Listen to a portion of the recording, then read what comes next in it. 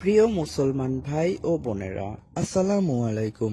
পবিত্র কোরআন ও হাদিসে যে সমস্ত রোগের প্রতিকার মেডিসিনের কথা উল্লেখ আছে, আজওয়া খেজুর, ডুমুর, তালবিনা মধু, কালো জিরা, মেথি, দুধ, ঘি, মাশরুম, জাইতুমের তেল, ডালিম, বেদানা, সিরকা, মেহেদি, সিনা, আরো অনেক কিছু, যেগুলোর সবগুলোরই চিকিৎসা সম্ভব শুধুমাত্র ইসলামিক মেডিসিনের পদ্ধতিতে। প্রতিটি জিনিস ব্যবহারের একটি সঠিক নিয়ম আছে। যখন সঠিক নিয়ম মতো ব্যবহার করা হবে তখন কাজ হবে ইনশাআল্লাহ। যেমন উদাহরণ হিসেবে যদি বলি, কিভাবে ওষুধটি কতদিন খাবেন, কোন পদ্ধতিতে খাবেন, কোন নিয়মে ব্যবহার করবেন, এই ইসলামিক মেডিসিন গুলো সঠিক নিয়মে যদি আপনি এই সব ইসলামিক মেডিসিন ব্যবহার করতে পারেন তাহলে সুফল পাবেন ইনশাআল্লাহ। Paralysis, blood cancer, hepatitis, HIV, corona virus, heart block, kidney, diabetes, liver সহ জটিল ও কঠিন রোগের ইসলামিক মেডিসিন দ্বারা নিরাময় সম্ভব ইনশাআল্লাহ। বিস্তারিত জানতে মেসেজ করুন ইমো অথবা হোয়াটসঅ্যাপে।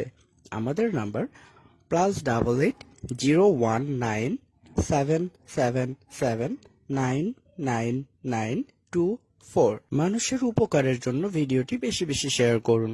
ধন্যবাদ।